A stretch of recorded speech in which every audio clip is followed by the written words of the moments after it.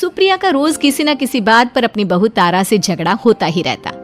दोनों स्वभाव से जिद्दी और अड़ियल थे। दोनों में से कोई भी एक दूसरे के आगे झुकना नहीं चाहता था। फिर एक दिन, तारा कहाँ मर गई थी तू अभी तक? सुबह से शाम हो गई, घर में इतना काम पड़ा है, ये सब छोड़कर कहाँ मौज मस्ती करने गई थी? आपके घर के सारे काम करने का मैंने ठेका नहीं ले रखा। आप भी तो अपने दोस्तों के साथ किटी पार्टी करने जाती हैं, तब तो मैं आपको नहीं टोकती। अरे मैं तेरी सास हूँ, तू मेरी सास नहीं है। सास है तो क्या मुझे चैन की सांस नहीं लेने देंगी आप? बहुत जबान चलने लगी है तेरी आजकल। आने दे मेरे बेटे को घर पर, फिर देख तेरी कैसे क्लास लगवाती हूँ। आपके पास और काम ही क्या है? बाहर पड़ोसियों से मेरी बुराई करना और घर में पति से। हाँ तो अब तेरा काम भी तो ऐसे ही होते हैं ना।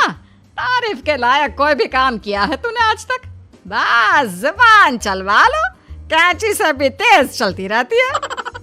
सिर्फ जुबान ही नहीं, हाथ पैर भी चलते हैं, जिनकी वजह से आपको घर में इतनी सफाई देखने को मिलती है, वरना आपको तो अपनी किटी पार्टियों से फुर्सत नहीं मिलती। तो कहना क्या चाहती है? घर का क्या सारा काम तू खुद अकेला करती है? तो और क्या नौकरानी करती है? इसी तरह तारा और सुप्रिया में आए दिन लड़ाई होती। दोनों के दिन की शुरुआत ही एक दूसरे से लड़कर शुरू होती और लड़कर ही खत्म होती, मानो ये अब उनकी दिनचर्या का हिस्सा बन चुकी हो। शाम को तारा का पति वैभव घर आता है। वैभव को देखते ही उसकी माँ सुप्रिया उसके पास आती है और कहती है, बेटा वैभव, अच्छा हुआ जो तू आज जल्दी घर आ गया। देखना तेरी बीवी सुबह से मुझसे लड़ी जा रही है। माँ की बातें सुनकर वैभव तारा को जोर जोर से आवाजें देने लगता है। क्या हुआ जी, इतना चीख क्यों रहे हो? तारा, तुमने आज फिर माँ से लड़ाई की? अरे लड़ाई मैंने नहीं की, शुरुआत पहले इन्होंने की थी। समझा दीजिए अपनी माँ को। मुझे कहीं भी आते जाते टाइम टोके नहीं, वरना मैं अपना सामान बांधकर मायके चली जाऊंगी। इतना कहकर तारा वहां से चली जाती है। ये सब क्या चल रहा है माँ? किसी दिन मैं आप लोगों के चक्कर में जरूर पागल हो जाऊंगा। आप लोग कभी प्यार से क्यों नहीं रहते? अरे वो हमेशा मेरी बातों का उल्टा जवाब देती है बेटा। अब तू ही बता मैं क्या करूं? तो आप उसे ताने मारती ही क्यों है माँ? वाह बेटा वाह, तुझे मेरे ताने दिखते हैं, उसका बात करने का तरीका नहीं दिखता। देखा नहीं वो किस तरह से बात करती है मुझसे। मुझे माफ कीजिए माँ, मुझे आप दोनों के बीच में पड़ना ही नहीं है। आप दोनों ही एक जैसे हो। इतना कहकर वैभव वहां से चला जाता है। वैभव के जाने के बाद सुप्रिया सोच में पड़ जाती है। धीरे धीरे समय बीतने लगता है और एक दिन सुप्रिया को पता चलता है कि उनके गांव में एक महात्मा ठहरे हुए हैं जो वशीकरण करना जानते हैं। तो सुप्रिया भागते हुए उन बाबा का पता ढूंढने निकल पड़ती है। इस बात की खबर जैसे ही तारा को चलती है, वो भी उस बाबा की खोज में निकल पड़ती है। अगले दिन सुबह, आज तारा और सुप्रिया दोनों ही बहुत अच्छे मूड में होती है। ना सुप्रिया तारा को देखकर कोई ताना मारती है, ना तारा अपनी सास से बेवजह उलझती है। दोनों मिल बांट कर रसोई में काम करती हैं। भाई तारा, जरा मुझे वो चाय पत्ती पकड़ाना। ये लीजिए माँ जी, क्या आप मेरे लिए भी चाय बना देंगी? अरे हाँ हाँ, क्यों नहीं। इसी तरह दिन बीतते हैं और दोनों का रिश्ता भी निखरने लगता है। ऐसे ही देखते ही देखते 3 महीने बीत जाते हैं। आजकल ये मैं क्या देख रहा हूँ? अचानक आप दोनों के बीच इतना प्यार कैसे हो गया? एक दिन था जब कभी माँ आप तारा को ताने देते देते नहीं थकती थी, और तारा, तुम पहले तो कितना उलझती थी माँ से, तो अब ये अचानक क्या हो गया आप दोनों को? अरे यह सब तो एक बाबा का कमाल है, जिसने मुझे ये ताबीज दिया था। सुप्रिया के हाथ में बंधा ताबीज देखकर तारा चौंक जाती है। ये ताबीज तो उस बाबा ने मुझे भी दिया था, आपको अपने वश में करने के लिए। इसका मतलब तू भी उस बाबा से मिलने गई थी? आपकी हरकतों की वजह से ही मुझे जाना पड़ा था। ये सब क्या चल रहा है? मुझे तो आप लोगों की कोई भी बात समझ में नहीं आ रही। सुप्रिया वैभव को सारी बात बताते हुए कहती है, अरे जैसे ही मुझे पता चला कि हमारे गांव में जाने माने तांत्रिक बाबा आए हुए हैं जो वशीकरण करना जानते हैं, तो मैं बिना देरी किए उनके पास चली गई और बहू को अपने वश में करने की इच्छा उनके सामने रखी, जिससे ये मेरी हर बात माने। बाबा, मैं अपनी बहू से बहुत दुखी हो चुकी हूँ। वो मेरी एक बात नहीं मानती। आप कुछ ऐसा कीजिए बाबा जिससे मेरी बहू मेरी हर बात मानने लगे। पहले आप मुझे अच्छे से बताइए, आपको अपनी बहू से आखिर परेशानी क्या है? बाबा वो मुझसे कभी प्यार से बात नहीं करती। मैं उसे एक बात सुनाती हूँ तो वो पलट कर 4 बातें सुनाती है।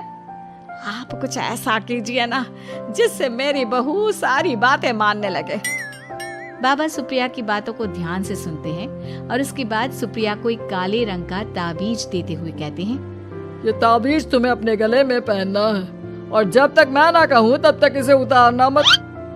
तो क्या इस ताबीज की मदद से मेरी बहू मेरे वश में हो जाएगी? सिर्फ वश में ही नहीं, इस ताबीज के कारण तुम्हारी बहू तुम्हारे आगे पीछे भी घूमने लगेगी। लेकिन बस तुम्हें कुछ काम करने होंगे। कैसा काम बाबा जी? तुम्हें अपनी जुबान पर काबू रखना होगा। उससे जो भी काम करवाना हो हमेशा प्यार से बात करनी होगी। धीरे धीरे वो तुम्हारी मुट्ठी में आ जाएगी। अरे ठीक है बाबा जी, जैसा आप कहेंगे ठीक मैं वैसा ही करूंगी। तारा ये सब सुनकर चौंक जाती है।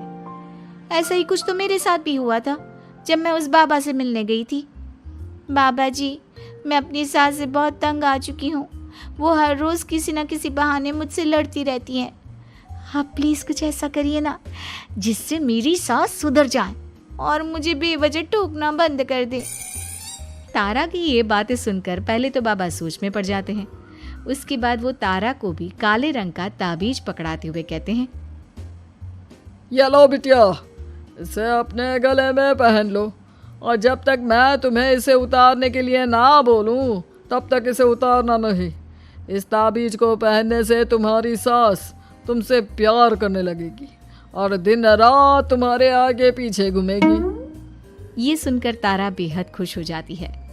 बाबा, इस ताबीज का असर कब तक होगा? अगर तुमने मेरी सारी बातें मानी तो इस ताबीज का असर तुम्हें 2 दिन बाद ही दिखने लगेगा। उसके लिए सबसे पहले तुम्हें अपनी सास को इज्जत देनी होगी, उनके साथ प्यार से बर्ताव करना होगा और अगर कोई भी काम भी करवाना हो तो प्यार से ही बात करनी होगी। फिर देखना वो कैसे तुम्हारे इशारों पर नाचती है। ठीक है बाबा जी, जैसा आपने कहा है मैं ठीक वैसे ही करूँगी। इसका मतलब उस बाबा ने हम दोनों को एक जैसे ताबीज देकर पागल बना दिया। जरूर कोई ढोंगी बाबा होगा। इतने में ही बाबा भी उनके घर पहुंच जाते हैं और मुस्कुराते हुए उनकी ओर आते हैं और उनसे उनके हालचाल पूछते हुए कहते हैं, ताबीज का असर हुआ या नहीं? बाबा जी, आपने हमें एक ही जैसा ताबीज देकर पागल बनाया है। ऐसा कैसे? ताबीज ने अपना काम तो पूरा ही किया है। आप दोनों को देखकर लगता तो नहीं कि अब भी आप लोगों के बीच कोई खटपट है। खटपट तो नहीं है बाबा जी। अब तो मेरी बहू मेरी हर छोटी बड़ी ज़रूरतों का ख्याल रखती है, मेरी सेवा करती है। हाँ, वैसे अब तो मम्मी जी मुझे ताने भी नहीं देती और ना ही कहीं आने जाने में टोकती हैं।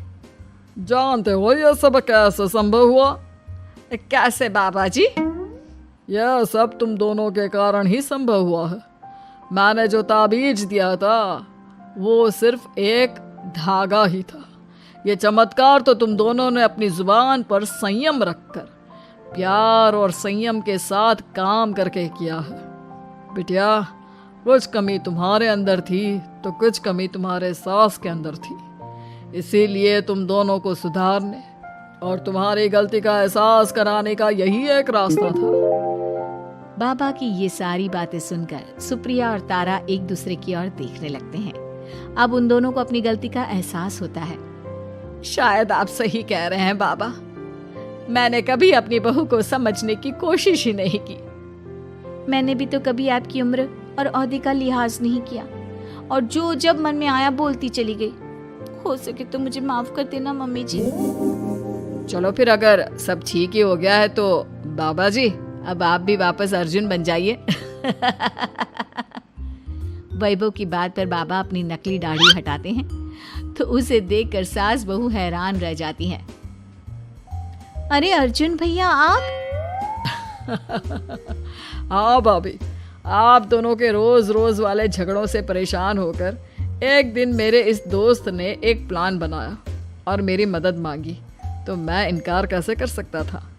और देखिए आज उसका नतीजा हम सबके सामने है। सब जोर जोर से हंसने लगते हैं।